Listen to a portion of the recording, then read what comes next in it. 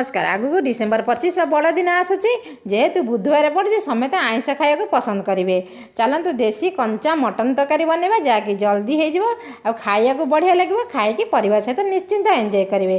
कड़े तेल नवा तेल जमी तातीज जीरा कंचा नका पकेवा सी जमी फुटीज मु 3टा बड़ पियाज को चुने चुने काटिकी रखी से पकईदे तेल पकई गोलेवा जमी पियाज गोटी गोटी हो पियाज कलर बदल मन रखिदे पियाज को बेसी भाजबेनी ना तरकारी भल लगे। पियाज जमी अल्प भाजी हो अध किलो मटन को मैग्नेट कर रखी आगे पकईदे मैग्नेट कर मटन पकईले जल्दी सीझीज तरकारी कर बढ़िया कलर सर बसीज तेल पकईकि भल भाव में कषा जमी मटन रू पानी मरीज मटन भाजी हो मटन भाजीगले रसुण अदा शुखला लंका को बाटिकी रखी से पकईदे अल्प पानी देकी कषा मटन में आम आगु सब मसला पकई से कौन मसला पकड़ा पड़ो ना।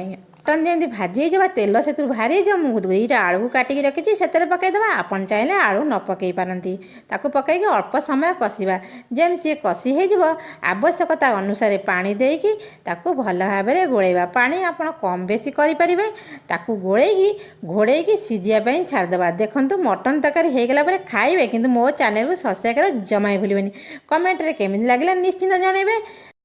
एबे घोड़े दबा देखो मटन एबे तो सीझीगला तरकारी केड़े सुंदर देखा अल्प कस्तूरी मेथी आ गरम मसला पकई टिके गोड़े सीझापी छाड़देवा।